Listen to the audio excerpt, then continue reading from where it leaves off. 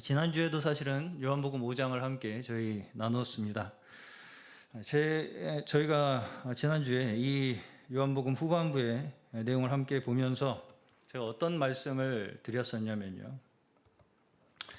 예수님께서 지금 안식일의 병을 고치시고, 요한복음 5장에서 안식일의 병을 고치시고 그 일을 하셔야만 하셨던 그 이유를 설명을 해야 하는 상황에서, 다시 말씀을 드려보겠습니다. 예수님께서 지금 안식일의 병을 고치시고서는요, 그 일을 왜 그렇게 하셨어야만 하셨는지를 또 설명을 해야 하는 상황 속에 놓이셨습니다. 그런 상황 속에서 우리에게 무엇인가를 가르치고 계신다는 것입니다. 다시 말해서 이 상황은 철저하게 예수님께서 기획하신 사건이라는 것이죠. 왜? 그 사건을 통해서 우리에게 무엇인가를 가르치시기 위해서. 안식일이라는 그때 당시 유대인들이 철통같이 그렇게 목숨처럼 지키던 그 날을 범하심으로써 그 범하신 이유를 설명을 해내야만 하는 그 상황을 만드심으로써 우리에게 무엇인가를 가르치고 계신다는 것입니다. 이 이야기가 그렇기 때문에 왜 이렇게 유대인은 무식하냐, 그런 것도 모르냐, 어떻게 유대인이, 그런 어떤 이야기를 하고자 하는 것이 아니라는 것입니다. 유대인은 왜 무식할까? 왜 유대인은 예수님을 몰라보고 그렇게 무식한 소리를 계속 해야 될까? 이런 이야기를, 이런 어떤 유대인을 정죄하기 위한 그런 내용이 아니라는 것이죠. 아니라는 것입니다. 예수님께서 어떤 메시지를, 하나님께서 어떤 일을 하고 계시는가를 그때 당시에 유대인들의 상황 속에서 우리에게 말씀하시고자 유대인들을 사용하셔서 우리에게 말씀을 증거하고 계신다는 것입니다. 다시 말해서 우리 지금 하나님께서 예수 그리스도를 통해 우리에게 무엇을 보여주시고자 하시는지를, 하나님께서 예수 그리스도를 보내셨잖아요, 우리에게. 그게 왜, 무슨 일을 하시기 위해서 하나님께서 우리에게 그런 지금 일을 하고 계시는지를 가르치시기 위해서 유대교라고 하는 환경 속으로 오셨다는 것입니다. 유대교라는 환경이 그런 하나님께서 우리에게 하고 계시는 일이 무엇인지를 가르치시기 위해서 사용되고 있다는 것이죠. 유대교가 사용되고 있는 것입니다. 자, 그러면 유대교는 무엇입니까? 유대교는 뭐예요? 유대교가 무엇이길래 하나님께서는 유대교를 사용하셔서 하나님께서 하고 계시는 일을 지금 나타내 보이고 계시느냐 하는 것이죠. 자, 이런 부분들에 대해서 우리는 쉽게 눈에 보이는 면으로만 생각하게 되기가 쉽습니다. 구약에서부터 보게 되면 이스라엘은 하나님이 택한 민족이죠. 하나님께서 세우시고 하나님께서 이끌어서 나라를 만드신 그러한 민족이 이스라엘입니다. 그래서 이제 우리가 생각하기에는 어떻게든 유대인은 그래서 특별 대우를 받을 것이다. 유대인은 그렇기 때문에 어떻게든 특별 대우를 받을 것이다. 이런 식으로 이제 우리가 생각하게 되는 것들이, 제가 말씀드린 바가 있습니다. 이스라엘 국기 들고 나오시는 분들 이런 것들이 다 눈에 보이는 것들에 의해서 이 보이지 않는 믿음의 원리, 지금 예수님께서 이 유대교라고 하는 상황 속에서 오신 것은 보이는 어떤 세계를 설명하기 위함이 아니라 보이지 않는 믿음의 원리를 설명하기 위해 오신 것이죠. 근데 우리는 보이는 세계의 면을 보고서 그것만을 가지고 이해를 하려고 한다는 거예요. 그래서 예수님이 유대인을 특별 대우하시나 보다. 예수님이 그런 식으로 이제 우리가 눈에 보이는 것들에 의해서 실제 예수님께서 보이지 않는 그 믿음의 원리를 설명하고 계시는 그 믿음을 제한하게 되는 원인이 된다는 것입니다.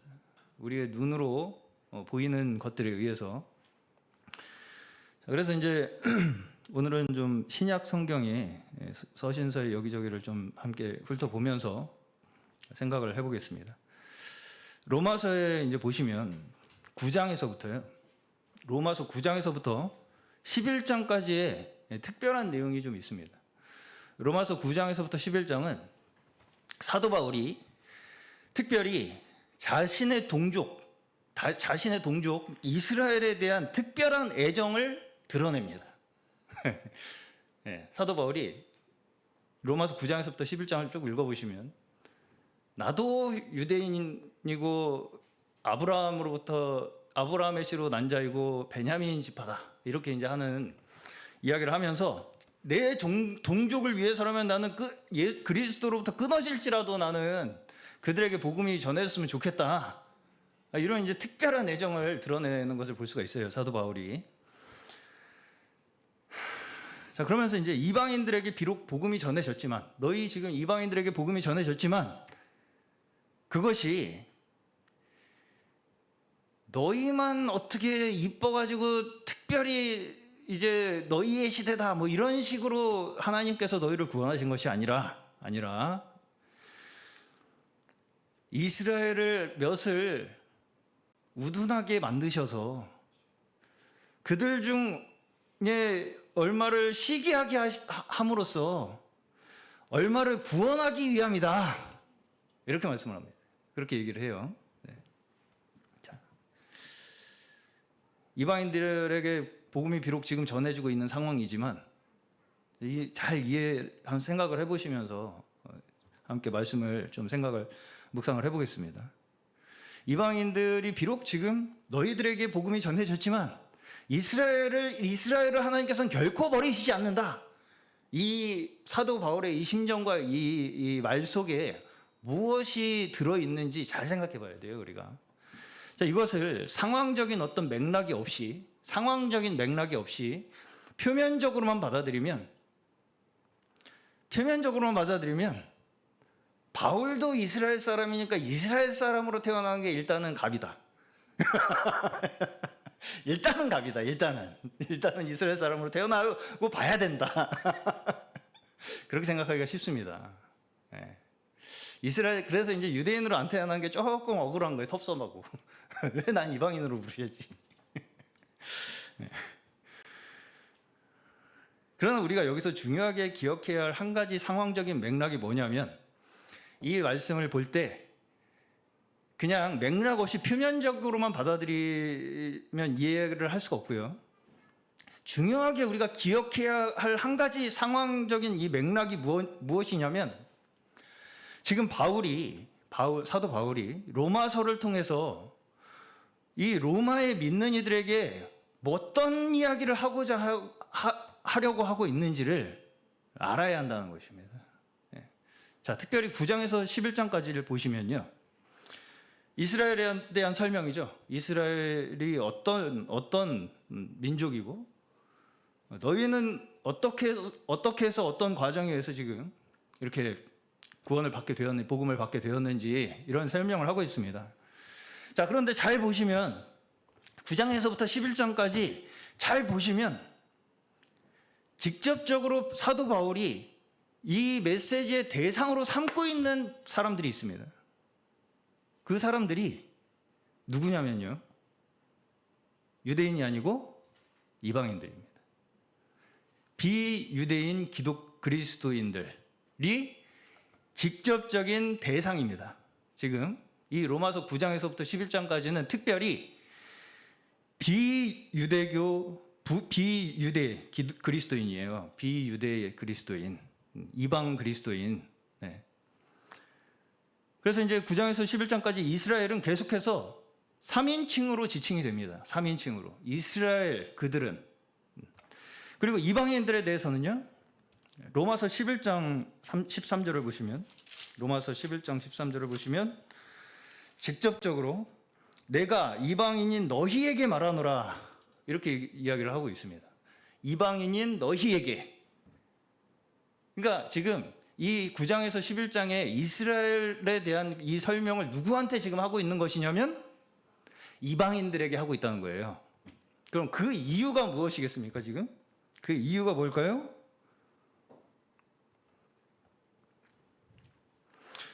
여기에서 이제 중심적인 주제는요.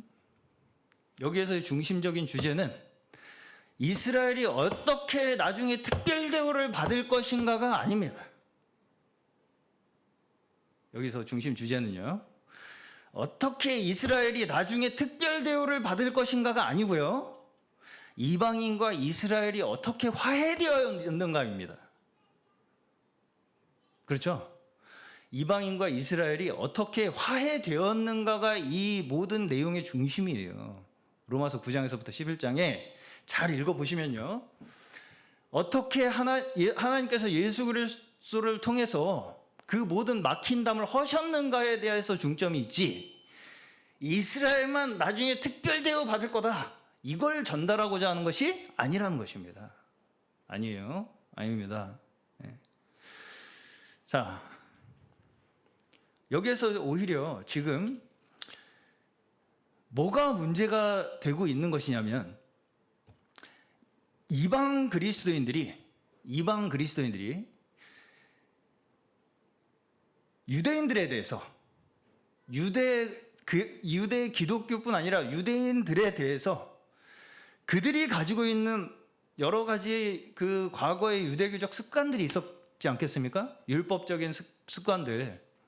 이러한 습관들을 가지고 오히려 지금 어떤 상황이 발생하고 있는 것이냐면 역차별이 발생하고 있는 것입니다. 그러니까 지금 이방 그리스도인들은 예수 그리스도에 의해서 복음이 완전히 의미가 밝혀졌잖아요. 그러니까 이 유대인들이 아주 무지몽매하고 무식한 것들이라고 지금 생각이 들고 있는 거예요. 이 사람들은 버려진 자들이다, 이거. 심지어 예수 그리스도를 못 박은 민족 아니겠습니까, 지금. 네. 네. 아니, 그 생각이 중세 때까지도 있었다는 거예요. 유대인들에 대해서 유럽 지역에 다 기독교 국가였잖아요. 그때 당시에는. 유대인들을 싫어한 첫 번째 이유가 예수 그리스도를 십자가에 못 박은 민족이기 때문에 싫어했다는 것입니다. 유대인들을. 네. 똑같은 거예요. 지금 로마 교회 이 상황에서도 발생하고 있는 문제가 뭐냐면 이 사람들이, 이방 그리스도인들이, 우리가 지금 복음의 의미를 깨달았어. 우리는 뭐가 복음인지, 참 복음의 의미인지 우리는 이미 예수 그리스도를 통해서 다 알았어. 그걸 보니까 이 이스라엘, 이 유대인, 이것들은 무식하고 복음도 모르는, 아무것도 모르는, 선택받지 못한 버려진 자들이야. 이런 생각을 가지고 있었다는 것입니다. 그래서 오히려 유대인들이 차별받고 또 서로 분쟁하고 그렇게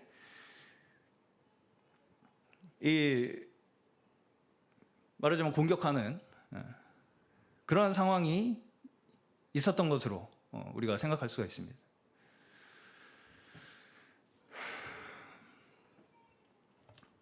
자, 말하자면 이제 본격적으로 예수 그리스도의 십자가 사건 이후로 복음의 의미가, 복음이 이제 의미적으로 강조가 되기 시작했어요. 그렇죠? 네. 그 전까지는, 그 예수 그리스도께서 오시기 전까지는 이 복음서에서 보시다시피 유대인들은 무엇을 지키는 것을 복음이라고 생각하고 있었잖아요.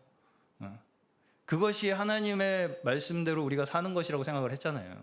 그리고 그것이 우리가 사는 길이라고 생각을 했고, 근데 예수 그리스도의 십자가 사건을 통해서 이 모든 복음의 의미가 이제 밝혀지고 강조되기 시작하면서 이제 이 복음이 한 민족을 위한 것뿐만이 아니라 모든 민족에 대한 보편적인 복음으로 자리를 잡기 시작하는 그러한 시점에 이제 이 초대교회가 놓여 있었다는 것입니다. 그런데 그렇게 이제 의미가 강조가 되기 시작하니까 어떤 일이 지금 벌어지고 있느냐? 유대인의 이 율법적인 신앙을 오히려 이제 정죄를 하면서 너희 그렇게 하면 안 돼! 라고 하면서 그거 복음 아니야!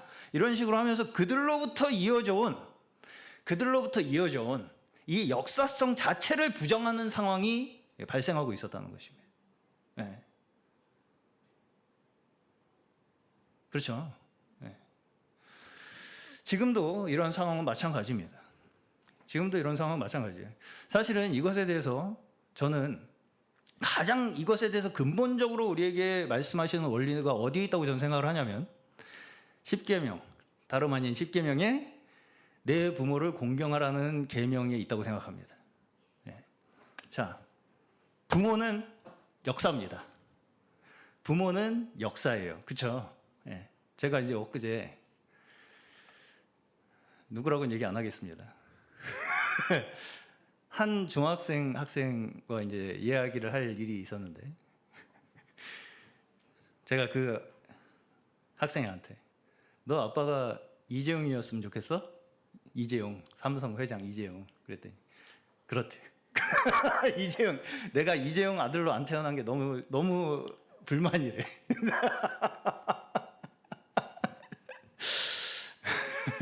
자, 나름대로 불만이 있다는 거죠. 뭔가 불만이 있어 지금 아빠한테, 그렇죠? 아빠한테 불만이 있으니까 지금 이재용이 왜 나는 이재용 아들로 안 태어나고 이 집사님 아들로 태어나가지고 너무 범위로 좁히지 마십시오. 네. 그렇죠. 자, 우리가 어릴 때는 지금 내가 지금 겪는 이 모든 일들, 내가 지금 겪고 있는 일들, 말하자면 집에서 자꾸 게임하고 싶은데 게임하지 말래. 그런 거잖아요. 중학생이 할 수 있는 고민이란 그런 거밖에 없지 않겠습니까? 네. 나는 핸드폰 하고 싶은데 핸드폰 하지 말래. 이게 불만이에요, 그냥. 그 불만 때문에 아빠를 바꾸고 싶어. 그 불만 때문에 아빠를 바꾸고 싶습니다. 예, 사람은 원래 그래요. 사람은 예, 그 학생이 뭐 좋고 나쁘고 이거 아닙니다. 예. 어쨌든 어렸을 때는 뭐든지 내가 원하는 대로 다 되지 않으면 그 자체가 다 불만이죠. 그게 어릴수록 나타나는 현상입니다. 그렇죠?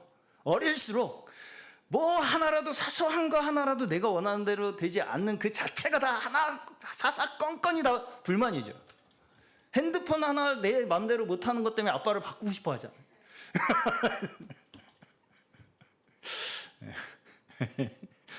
자, 그러면 그런 일이 어린아이에게만 일어나겠습니까? 자, 우리의 참 아버지 누구세요?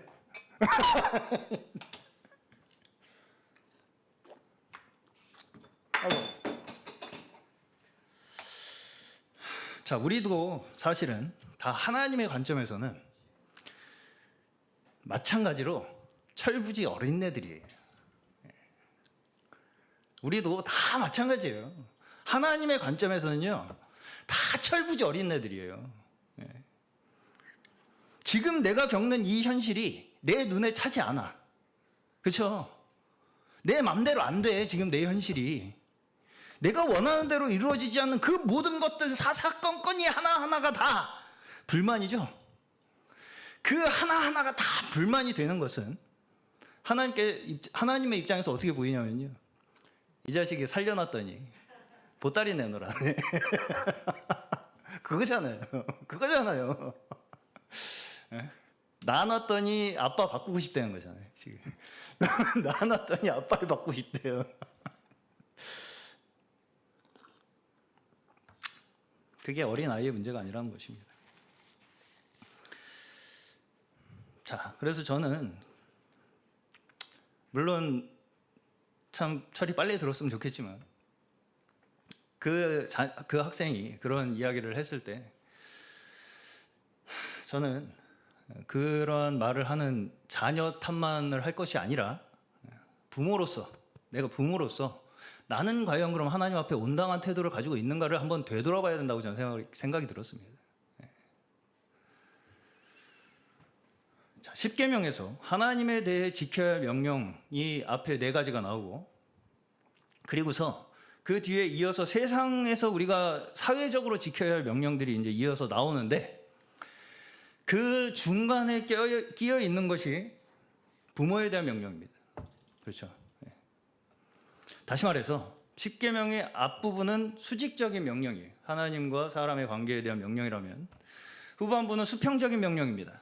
이 세상에 사회적으로 우리가 사람과 사람 사이의 관계에서의 우리가 지켜야 할 명령들, 계명들. 자, 그러면 부모는 이 수직과 이 수평 사이에 있다는 거예요. 이 수직과 수평 사이에 있다는 그 접점을 이루는 것이 부모라는 것입니다. 부모가 없이는 어떤 사람도, 단 한 사람도 존재할 수가 없습니다. 그렇죠? 부모가 없이는 어떤 사람도 존재할 수가 없는 이 원리가 계속해서 인류 대대로 이어짐으로써, 그렇죠. 생각해보면 굉장히 신기합니다. 어떻게 대가 끊어지지 않고 이렇게 계속 이어져 올 수 있었을까? 나까지 왔을까? 다은이까지 갔을까? 그것이 인류가 이제까지 존속되어 온 원리예요. 부모로부터. 내가 좋던 싫던. 이것이 역사입니다. 그죠? 역사예요, 그냥. 부모는 그래서 역사입니다. 내 역사죠, 내 역사. 아무리 부모가 마음에 안 들고 불만이 있다 해도 자식이 부모를 부정하는 것은 자기를 부정하는 거죠.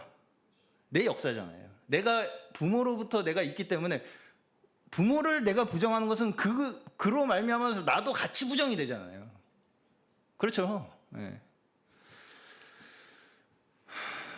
왜냐하면 내 존재의 원인이 부모에게 있기 때문입니다. 내 존재의 원인이 부모에게 있어요. 근데 문제가 뭐냐면, 사람이 살다 보면 마치 나 스스로 존재하는 자인 것처럼 산다는 거예요. 언제 갑자기 튀어나와가지고 자기가 잘나서 산 것처럼. 그 학생이 또 한마디를 더 했는데, 제가 그 얘기까지 하면 정체가 탄로날 것 같아가지고 제가 너 지금 핸드폰비 누가 내주는 거야? 그랬더니 그건 아빠가 내준대. 근데 이제 최근에 뭘 이제 자기가 취미 생활을 하기 위해서 뭘 샀어요. 그건 누가 사줬어? 그랬더니 자기가 돈 벌어서 샀대요. 그래서 뭘로 돈 벌었어? 그랬더니 3배 했대. 3배. 그래서 네가 그냥 이쁘게 나타난 걸로 돈 모은 거잖아. 그건 너 지금 그냥.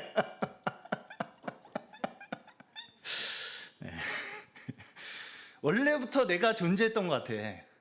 좀만 지나면 그렇습니다. 사람이 다 그렇잖아요. 자, 부모를 공경하라는 명령은, 부모를 공경하라, 이 계명은요, 부모가 자녀에게 명령하는 것이 아닙니다. 다시 말씀드릴게요. 이 계명은요, 부모가 자녀에게 명령하는 것이 아니고요, 하나님께서 모든 인류에게 하시는 명령입니다. 이거를 누가 누구에게 하는 명령으로 우리가 딱 내 걸로 삼아버리잖아요. 그러면 거기서부터 율법이 돼버립니다. 조건이 되고요, 서로를 정죄하는 정죄거리가 돼버려요. 자, 부모가 십계명을 자녀에게 들이대면서, 십계명을 들이대 그러면서 왜 내 말 안 들어? 뭐 이런 뜻으로 이제 자녀를 통제하기 위한 목적으로 이 십계명을 사용한다면, 유대인들이 예수님께서 안식일을 범했다는 것으로 정죄하는 것과 다를 것이 없습니다. 없어요. 너 그럼 벌 받아. 너 축복 못 받아 나. 그렇잖아요. 다. 너 부모한테 순종 안 하면 너 축복 못 받을 거. 너 저주 받는다 너. 그게 하나님께서 우리에게 율법을 주신 원래의 의미가 아니라는 거예요.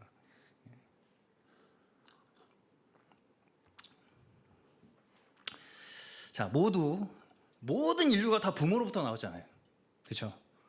그렇기 때문에 모든 사람이 자신의 부모에 대한 태도를 합당하게 가지라는 얘기입니다. 너 혼자 존재하는 사람이 아니라는 것을 받아들이라는 거예요. 너 스스로 너가 I am that I am이 아니라고 너가. 그렇죠? 네. 너는 다 누구로부터 나왔어. 그걸 받아들이라는 거예요. 한마디로 우리에게 주어진 현실을 받아들이라는 것입니다. 우리에게 주어진 현실을 받아들이라는 것. 그리고 이것이 근원으로 계속해서 거슬러 올라가면 거기 그 근원에 누가 계시는 거예요? 하나님이 계시는 거예요. 자, 로마서 9장에서 11장까지의 이 이스라엘에 대한 이방인의 태도도 이런 관점에서 우리가 해석되어야 하는 거예요. 이런 관점에서. 자, 지금 이 이방인들이 보기에 이스라엘이 아직도 구약의 율법에서 못 벗어나서 우둔해 보여. 그렇죠? 어리석어 보여. 네. 부족해 보여요. 내 눈에 안 차, 이 사람들이. 그럼에도 불구하고 하나님께서 그들을 통해서 지금 복음을 증거하셨다는 것입니다. 그들이 없이 너희는 복음을 받을 수 있지 않아, 지금. 그렇죠? 그 역사를 부정하는 식으로 복음이 역사되지 않는다는 것입니다. 네. 그것이 역사이며 사건이라는 거예요. 역사. 하나님께서 하시는 역사. 하나님께서 일으키시는 사건이라는 것입니다. 그래서 여기 보시면 로마서에 보시면 이스라엘이 원가지라고 그래요. 원가지. 우리는 접붙임 받은 가지. 그들이 없이 너희도 없다. 이겁니다. 그 이스라엘이 없이 너희도 없어. 복음에 있어서는 부모의 역할을 그들이 했다는 것입니다. 우리에게 있어서는. 우리에게 있어서는 유대인들이 부모의 역할을 한 거예요. 복음에 있어서는. 자, 그러면 그렇다고 해서 그게 이스라엘이 너희보다 잘났다는 말을 하기 위한 것이 아닙니다. 그렇다고 해서 이스라엘이 너희보다 잘났다는 이야기를 하기 위한 게 아니에요, 결코. 너희 이스라엘로 못 태어나서 원가지가 아니라서 너는 참 억울하겠다. 그게 아닙니다. 그런 식으로 우리가 받아들여서는 안 돼요. 자, 부모가 자녀보다 잘나서 부모가 됩니까? 부모가 어떻게 해서 부모가 됩니까? 나아서 부모가 되잖아요. 잘나서 부모가 되는 게 아니라.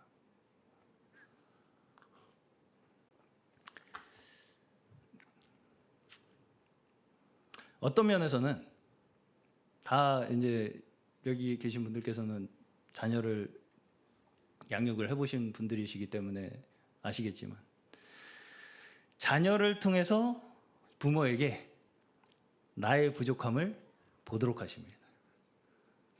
자녀를 통해서 나의 부족함을 하나님께서는 보도록 하세요.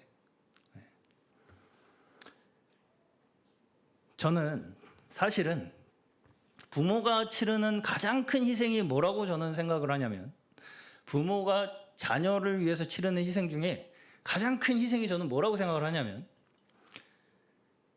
그 자녀의 연약함을 내가 감당해야 하는 것이 부모로서 가장 자녀를 위해서 치러야 할 큰 희생이라고 생각합니다. 자, 자녀가 없으면 내 부족함을 느낄 필요도 없습니다. 그렇죠? 자녀가 없으면요, 그냥 나 마음대로 살면 되잖아요. 근데 뭔가 내가 책임을 져야 하는 하나의 존재가 생김으로 인해서 내 부족함이 그때부터 밑바닥이 드러나기 시작합니다. 그러니까 요새 자꾸 이제 사람들이 얘기를 안 하려고 하는 거죠. 왜 나한테 뭐라고 하냐?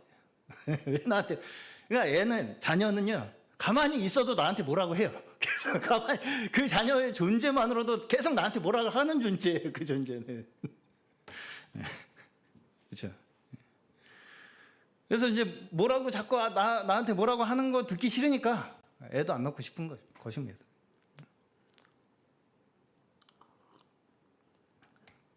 그래서 자녀의 부족함을 자녀의 탓만 할 게 아니라 거기에서 모두가 우리 자신의 모습을 바라보게 하시면서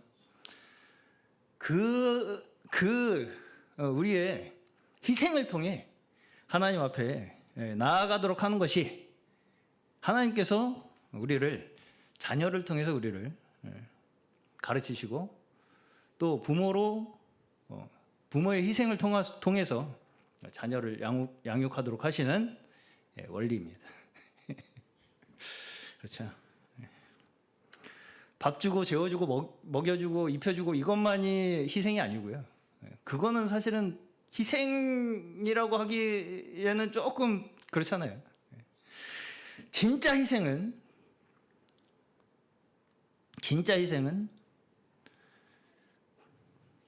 자녀의 그 모습을 통해서 그 모든 연약함을 함께 감당하는 것이, 그것이 진정 이 부모가 자녀에 대한 이 존재로서의 희생입니다. 그리고 부모의 그러한 희생을 통해서 사실은 자녀는 배우고 성장하는 거예요. 자녀는 그냥 잘 입혀주고 먹여주고 재워주고 이걸로 성장하는 것이 아니고 정말 진정 부모가 자녀와 함께 그 연약함을 함께 짊어지고 함께 감당하는 그 희생을 통해서 자녀는 성장하는 것입니다. 부모가 끝까지 자기만 생각하고 자녀 탓만 해 계속. 네가 지금 너만 없었으면, 그러니까 자녀도 우리 아빠가 이재용이면 나도 안 그래 이렇게 되는 거예요 서로. 그렇게 되면 자기도 못 배우고 자녀도 못 배웁니다.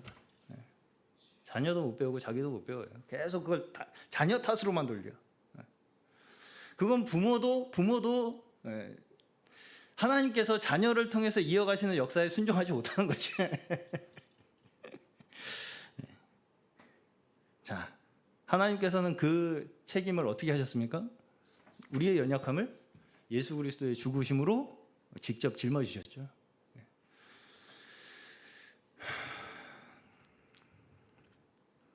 한마디로 하나님께서 부족하지 않으신 분임에도 불구하고, 하나님께서는 완벽하신 분임에도 불구하고 어때요? 우리의 부족함을 보시고, 그래, 내가 못났다. 내가 못났다. 자신의 부족함으로 짊어지셨다는 거예요. 우리의 부족함을.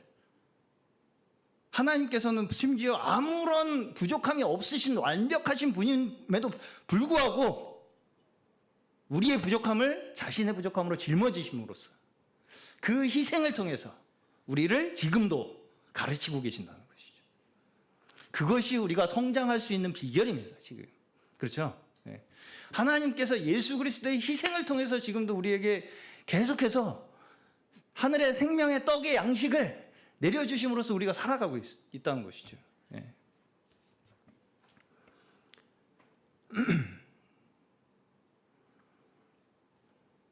그것이 결국 우리에게 하나님께서 우리의 아버지 되심을 증명하시는 방법이에요. 그렇죠. 우리의 부모님, 참 부모님이시기 때문에 우리의 모든 연약함을 직접 다 짊어지시는 거예요. 그 희생을 통해서 우리에게 부모이심을, 내가 너의 부모라는 것을 증명하신다는 것입니다. 우리에게. 그리고 그 희생을 통해서 우리를 지금도 가르치고 성장시키고 계시다는 것입니다.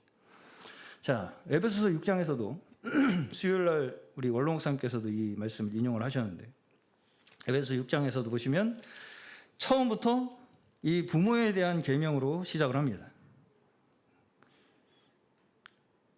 그러면서 여기 보시면 에베소서 6장 보시면, 자녀들아 주 안에서 너희 부모에게 순종하라, 이것이 옳으니라. 내 아버지와 어머니를 공경하라, 이것은 약속이 있는 첫 계명이니 이로써 내가 잘되고 땅에서 장수하리라. 이렇게 이제 말씀을 하십니다. 자, 여기서 우리가 한 가지 좀 깊이 생각해 봐야 될 것이 무엇이냐면요, 부모에게 순종해야 한다는 것이, 부모에게 순종해야 한다는 것이 축복을 받을 수 있는 조건으로 우리에게 주어지는 것이 아니라는 것입니다. 이걸 우리가 착각하기가 쉬워요. 너 축복받으려면 순종해, 이런 식으로 우리가 생각하기가 쉽다는 것입니다. 자, 여기에서 잘 우리가 이 말씀을 다시 한번 곰곰이 생각을 해보시면 너희에게 순종하라. 왜? 이것이 옳기 때문이라는 거예요. 축복을 받기 위해서가 아니고요. 이것이 옳기 때문이라는 것입니다. 왜 옳아요? 이것이 우리가 이 땅에서 잘되고 장수할 수 있는 방법이기 때문이라는 것입니다.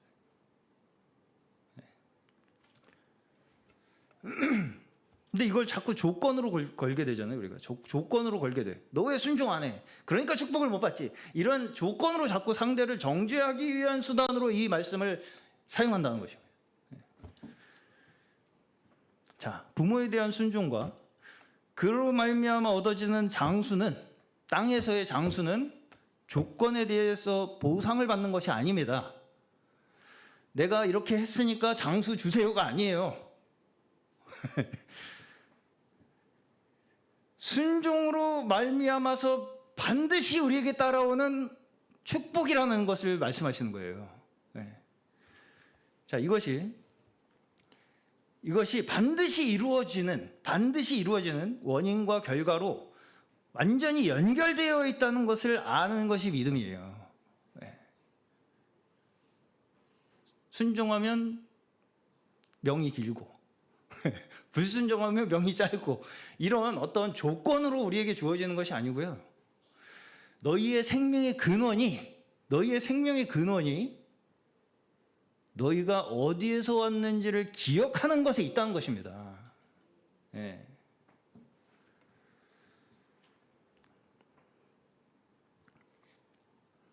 은혜라는 것은 이 원인과 결과를 분리해서 조건으로 만드는 것이 은혜가 아닙니다. 그래서 이 결과가 불확정적이야. 나한테 내가 축복을 받을지 저주를 받을지 몰라. 그래서 내가 이걸 잘 충족을 시켜서 이걸 얻어내야 돼, 내 힘으로. 이건 은혜가 아닙니다. 은혜는요, 이 모든 것이 우리에게 한 번에 다 주어졌음을 믿는 것이 은혜예요.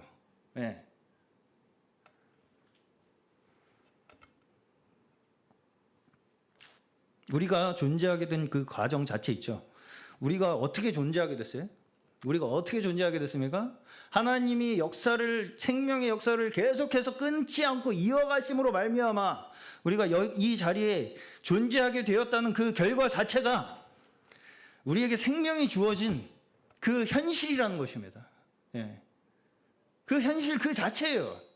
우리가 이 자리에 있게 된 그 모든 과정이, 내가 아무리 부정하고 싶고 내 눈에 별로 탐탁지 않고 그런 사람이 어디에 껴있어 하나, 족보에.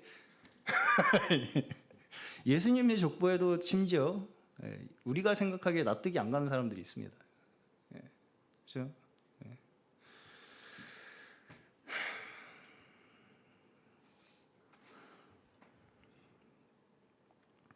그 모든 우리의 역사를 받아들이고 인정하는 것이 우리의 생명이 유지되고 보존되고, 그리고 더 나아가서 우리의 생명의 근원이 거기에 있다는 것을 말씀하시는 거예요. 이걸 받아들이는 거, 우리가 그 역사를 받아들이는 거, 우리의 근원이 어디에 있는가를 받아들이는 그 자체에 우리의 생명의 근원이 있다는 것입니다. 그 말씀을 하시는 거예요. 그렇기 때문에 에베소서에 보시면 이 부모에 대한 계명 그 다음으로 이어지는 것이 자녀에 대한 계명입니다. 자녀에 대한 가르침이에요. 계명이 아니라. 자녀에 대한 부모의 책임이 이어져요. 그렇죠? 4절, 에베소 6장 4절. 또 아비들아, 너희 자녀를 노엽게 하지 말고 오직 주의 교훈과 훈계로 양육하라. 여기서 이제 부모님들이 자녀를 길들이기 위한 말씀으로 인용을 할 때는 주의가 빠져요. 주의가 빠져. 너희의 교훈과 훈계로 양육하라? 아니죠. 주의 교훈과 훈계로 그거는 부모 입장에서 조심해야 할 이야기입니다. 그렇죠. 잘못하면 우리는 내 뜻과 내 의지와 내 고집으로 자녀를 재단하고 칼질하려고 하고 싶어하는 욕구가 늘 일어나기 때문이죠. 그런 순간에 우리는 어떻게 해야 된다? 주의 교훈과 훈계로 양육하기를 힘써야 한다. 예. 노엽게 하지 마라, 네 자녀를. 예. 그렇죠. 한마디로 자녀에 대해서 부모가 자기의 소유물이라거나 내 소관대로 마음대로 휘두를 수 있는 존재라고 생각해서는 안 된다는 것입니다. 왜? 그 자녀도 하나님께서 너희에게 주신 역사니까요. 부모만 역사가 아니고 자녀도 역사라는 것입니다. 그렇죠? 네. 이 모든 것이 다 어디로 지금 귀결이 돼야 돼요? 우리의 아버지 되신 하나님께 순종함으로써 이루어지는 것들입니다. 부모도 하나님께 순종하고 자녀도 하나님께 순종함으로써 이러한 모든 관계 안에서 주의 교훈과 주의 훈계로 서로 그 안에서 우리가 성장할 수 있게 되는 것입니다. 그렇기 때문에 여기 보시면, 에베소서 보시면 12절에 그렇기 때문에 이 말씀이 나오는 거예요. 우리의 씨름은 혈과 육을 상대하는 것이 아니라, 이렇게 말씀이 나오는 것입니다. 통치자들과 권세자들과 이 어둠의 세상 주관자들과 하늘에 있는 악의 영들을 상대함이라. 이렇게 설명을 하고 있죠. 그러면서 6절에 보시면 눈가림만 하여 사람을 기쁘게 하는 자처럼 하지 말고 그리스도의 종들처럼 마음으로 하나님의 뜻을 행하고, 이렇게 말씀을 하시죠. 자, 일하는 사람이 눈가림을 안 하고 기쁜 마음으로 최선을 다해서 세상에서 맡겨진 일을 해내기란 쉽지 않습니다. 일하는 사람이요. 눈가림 없이 내가 지금 하고 있는 나에게 맡겨진 그 어떤 일이라도 하나님 앞에서 주를 섬기는 것과 같이 하기란 어렵습니다. 거의 쉽지 않습니다. 어쨌든.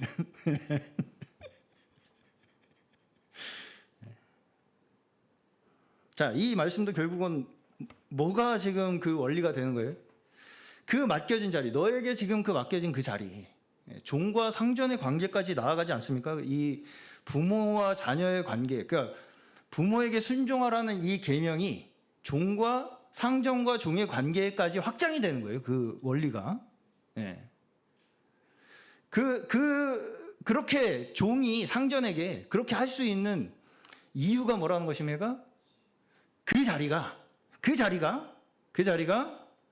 하나님께서 너에게 맡기신 자리라는 것을 믿기 때문이라는 것이죠. 그 자리가 하나님께서 나를 그 사람, 그 상전, 그 종과의 관계 속에 나를 두셨다는 것을 받아들이라는 말씀인 것입니다. 한마디로. 자, 이 모든 것이 다 근본적으로 하나님에 대한 순종이 있어야 가능해지는 것들이죠. 하나님께 대한 순종이 없으면 사사건건이 다 불만일 수밖에 없습니다. 그러면서 이제 이 에베소 뒤에 보시면 영적 전쟁을 위한 무장을 해야 한다, 이러한 내용이 이어집니다. 그렇죠? 우리가 이 현실을 있는 그대로 하나님께서 우리를 그 자리에 두셨다고 하는 것을, 그 역사를 믿고 순종하라는 그 말씀 뒤에 무장하라는 말씀이 나오죠. 그렇죠? 13절부터 그러므로 하나님의 전신갑주를 취하라. 이는 악한 날에 너희가 능히 대적하고 모든 일을 행한 후에 서기 위함이라. 그런즉 서서 진리로 너희 허리띠를 띠고 의의 후심경을 붙이고 평안의 복음이 준비한 것으로 신을 신고 모든 것 위에 믿음의 방패를 가지고 이로써 능히 악한 자의 모든 불화살을 소멸하고 구원의 투구와 성령의 검 곧 하나님의 말씀을 가지라. 아멘. 자, 이 싸움이 우리가 무장을 하고 어떤 이 나쁜 놈과 싸우기 위한 것입니까, 지금? 분명히 여기 보시면 시작에 우리의 씨름은 혈과 육을 상대하는 것이 아니라고 얘기를 하고 있습니다. 그러면 우리의 무장이 어디에 특별히 이렇게 있는 어떤 나쁜 놈, 나쁜 놈하고 싸우기 위해서 무장하는 거예요? 아니죠. 아닙니다. 결국 우리의 싸움은 어디에 있냐면요. 우리에게 주어진 내가 보기에 못마땅한 그 현실과의 싸움입니다. 다시 말해서 내가 지금 받아들이지 못하고 있는 그 현실 있죠. 그 현실에 대해서 나는 지금 불순종하고 싶잖아요. 불만이 막 생기고 싶잖아요. 지금 불만이 막 마음속에서 막 스물스물 올라오잖아요. 내가 지금 받아들이지 못하고 있는 이 현실에 대한 불만이 내 마음속에서 이렇게 스물스물 기어오르는 그 불순종과 싸워라, 너가. 그 불순종과 싸우기 위해서 무장하는 것입니다, 우리가. 이 무장이요, 어떤 나쁜 놈이 아니고요. 그 나쁜 놈 때문에, 나쁜 놈이 있을 수 있습니다. 그 나쁜 놈 때문에 내가 지금 걸려 넘어지게 생겼어, 지금. 나도 나쁘게 대하고 싶어, 그래서. 그렇잖아요. 나도 나쁘게 대하고 싶잖아요. 그 사람이 하는 대로 나도 되돌려주고 싶잖아요, 그냥. 그게 세상의 원칙이죠. 세상의 원칙이죠. 그 전쟁터는 거기에 있는 거예요. 거기에. 네, 거기에. 그렇죠? 네. 그것에 대적하는 거예요. 그것에 대적하는 거예요. 네. 어떤 제3자를 물리치기 위한 것이 목적이 아니라는 것입니다. 혈과 육의 씨름이 싸움이 아니라는 것은 어떤 제3자와 싸우는 것이 아니라는 것입니다. 그렇죠? 나와 다른 어떤 다른 그놈과 싸우는 것이 아니라고요. 혈과 육의 싸움이라는 것은, 싸움이 아니라는 것은.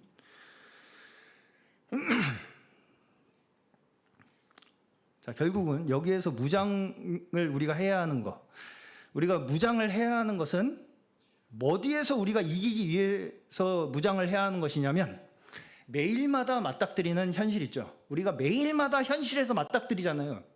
우리의 불만족스러운 현실. 그 현실에서의 불만족을 우리는 어떻게 자꾸 해결을 하고 싶냐면요. 내 뜻대로 당장 내 원하는 결과를 내 스스로 만들어냄으로써 그 상황을 내가 통제하고 싶은 그 본능과의 싸움을 위해서 필요한 것입니다. 당장에 내가 지금 이걸 어떻게 하고 싶잖아요, 지금. 그렇기 때문에 우리가 싸울 것은 혈기가 아니라는 거예요.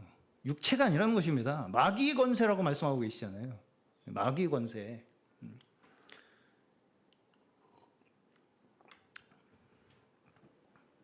우리가 현실에서 마주치는 적은 어떤 육신을 입고 있는 상대가 아니라는 것이죠. 우리가 현실에서 마주치는 적은요, 육신을 입고 있는 어떤 특정한 인물이 아니라는 것입니다.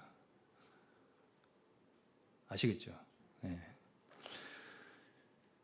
우리가 마주치는 적은요, 자꾸 세상의 원칙으로 나를 잡아 끌고, 그렇게 안 하면 너 죽을 거라고 나를 짓누르고 잡아당기는 그 모든 우리를 미혹하는 세상의 원칙으로 자꾸 우리를 잡아 끄는 그 모든 죄의 권세와의 싸움이라는 거예요.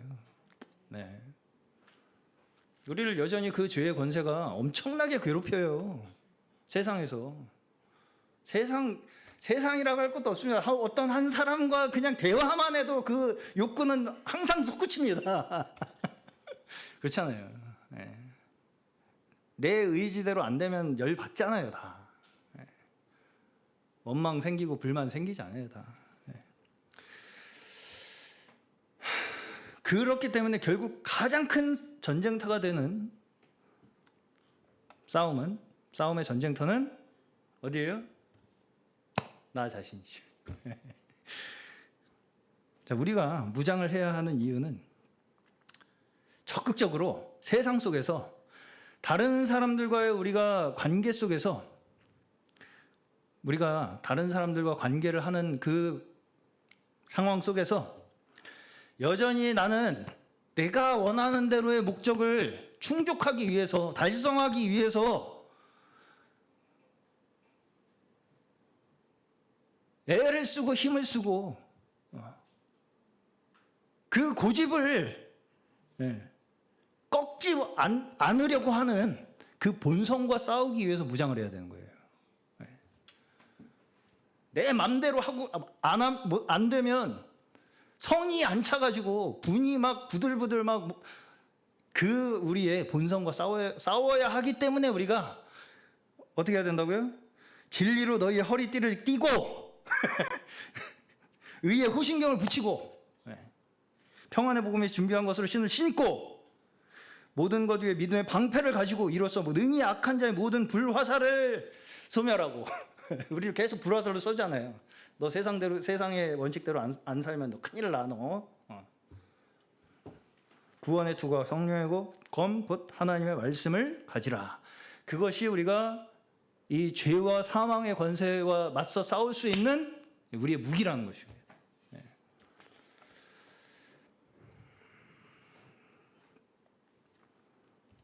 그것이 우리에게는 어떻게 현실에서 나타나느냐면요. 다른 사람을 향해서는 두려워하고 떨며 성실한 마음으로 그리스도께 하듯 하는 것으로 우리에게 나타난다는 것입니다. 그렇죠? 5절에 종들아 두려워하고 떨며 성실한 마음으로 육체의 상전에게 순종하기를 그리스도께 하듯 하라 라는 것으로 우리에게는 현실에서는 나타나는 거예요. 이 싸움이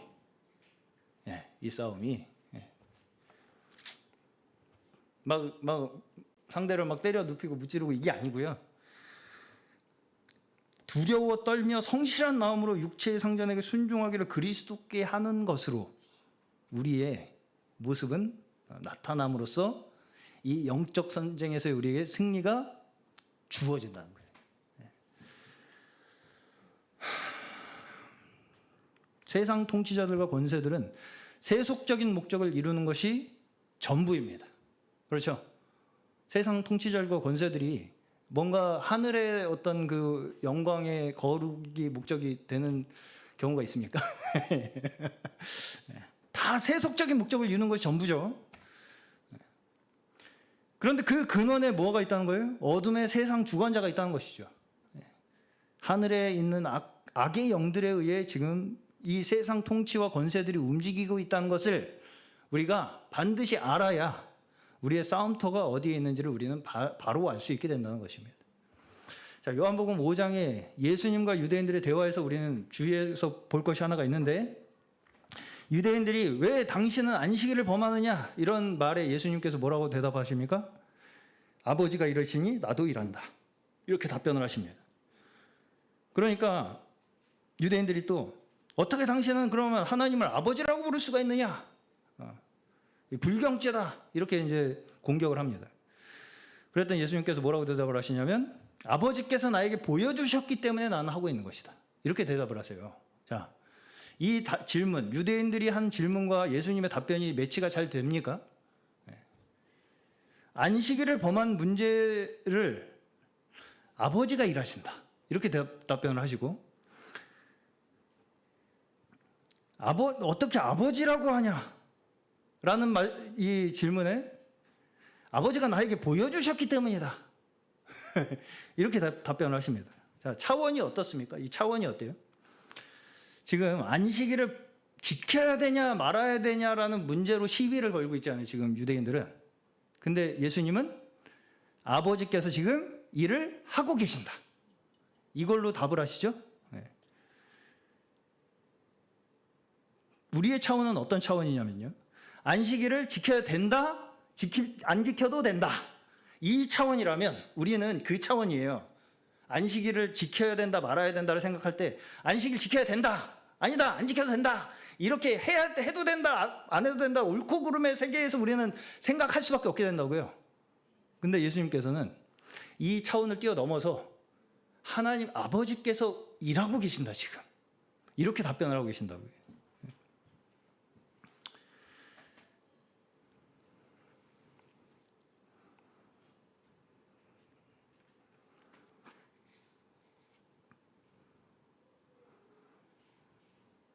어떻게 아버지라고 부르냐라고 하는 이 질문에 대해서도 아버지께서 나에게 보여주신 대로 나는 하는 거다. 이런 답변도 마찬가지입니다. 아버지다, 아니다, 아버지라고 부르면 된다, 안 된다, 이 차원의 이야기가 아니라 아버지께서 나에게 보여주셨기 때문에 나는 지금 하고 있는 것이다. 조건적인 옳고 그름의 차원이 아니죠. 해도 된다, 하면 안 된다. 뭐 아버지라고 부르면 안 된다, 불러도 된다. 이런 어떤 조건적인 차원이 아니라 하나님의 역사에 대한 순종의 관계에서의 차원, 순종의 관계에서의 답변을 하고 계신다는 것이죠. 이것이 곧 생명의 원리라는 것을 말씀하시는 거예요. 그리고 그 결과 예수님께서는 결국 어떻게 돼요? 그들의 옳고 그름의 조건에 의해서 희생당하시죠.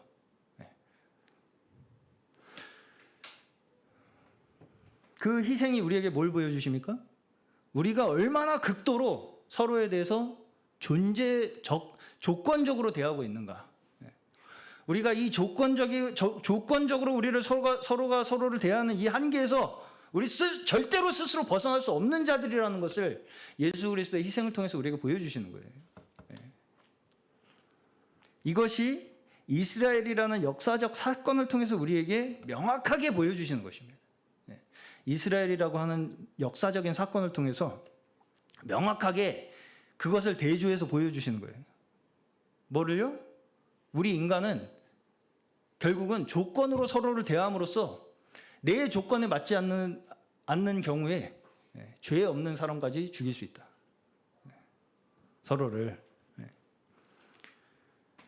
이것을 명확하게 대조해 보여주시는 거예요. 유대인들이 나쁘다 이게 아니죠. 유대인들이 그렇게 하는 행동을 통해서 우리 모두의 모습을 보여주시는 것이죠. 그 유대인들이 그렇게 예수님을 십자가에 못 박는 그러한 역사적인 사건들을 우리에게 보여주심으로 말미암아 우리는 어떻게 돼요? 우리 믿는 이들은 다시는 죄에 빠지지 않을 수 있도록 구원의 길을 우리에게 열어주신 것입니다. 그 같은 일을 너희 이제 봤으니까 다시는 죄를 범치 말라. 이렇게 우리에게 말씀하고 계시는 거예요. 그들만 어리석은 것이 아니라 그들을 통해 우리의 모두의 어리석음을 지금 보여주고 계시는 것입니다. 이스라엘을 통해서. 자, 물론 이스라엘 또한 하나님께서 버리지 않으셨어요. 그렇다고 해서 이스라엘이 한 번에 어떻게 될 거라는 것도 아닙니다. 그런 말도 없어요. 이스라엘은 한 번에 어떻게 될 거야? 이런 말도 없습니다. 자, 이 복음의 원리라는 것은 이스라엘에게도 유효하다 이걸 말씀하시는 거예요. 이스라엘에게도 이스라엘이 너희가 보기에 그렇게 잘못된 길을 지금 가고 있는 것과 같이 보이지만 그럼에도 하나님께서 이스라엘을 버리지 않으신다. 너희의 눈으로 보기에 그렇게 옳고 그른 걸 판단하지 마라. 그런 말씀을 하고 계시는 것입니다. 그들 또한 하나님께서 엘리야가 알지 못하는 바알에게 무릎 꿇지 않은 7,000명을 남겨두셨죠. 그게 로마서 9장 10장에 나옵니다. 7,000명을 남겨두셨듯이 우리가 알지 못하는 은혜에 의해서 택하심을 따라 남은 자들이 분명히 있다. 유대인 이스라엘에도. 이걸 말씀하시는 거예요. 그걸 말씀하시는 겁니다.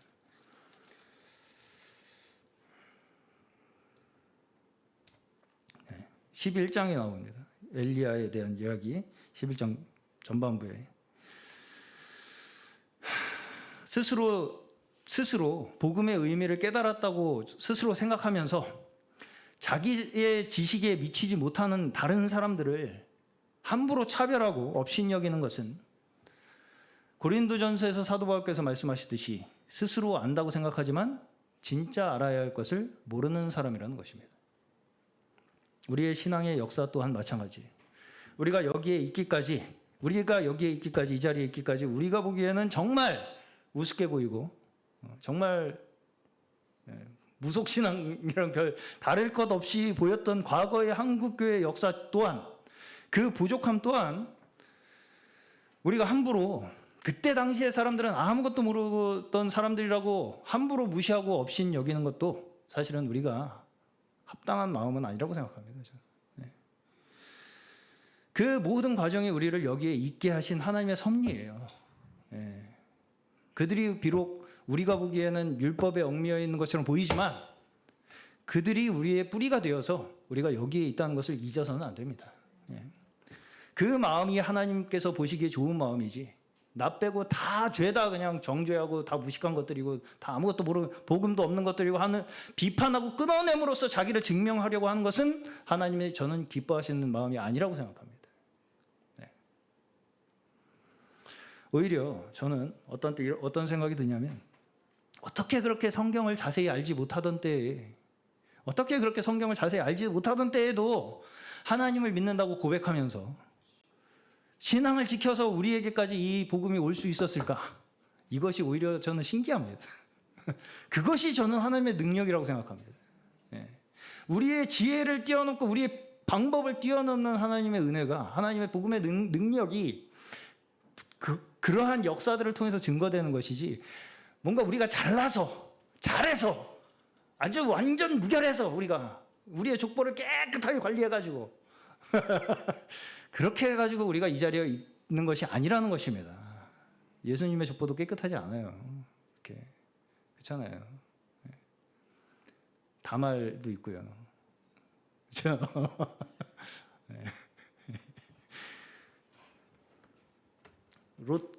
룻도 저기 모압 여인 아니겠습니까? 모압이 무슨 족속입니까? 롯의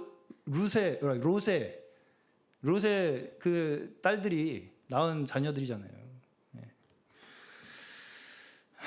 그러한 우리의 정말 우리가 보기에 눈 뜨고 보지 못할 그런 역사를 하나님께서 축복으로 바꾸신다는 얘기예요. 성경은. 잘 관리해가지고 우리가 우리의 힘으로, 우리의 도덕과 뭔가 방법으로 그렇게 해서 우리는 절대 구원 받지 못합니다.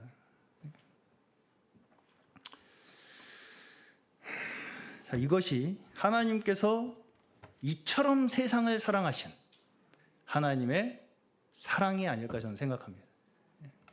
우리 또한 이 세상에 대해서 우리가 우리의 육신의 눈으로 바라보는 것이 아니라 모든 영혼을 살리시기를 원하시는 그 하나님의 눈으로 우리가 서로를 바라보고 세상을 바라봄으로써 진정한 생명의 길을 걸어가시는 저희 모두 되시기를 축원합니다.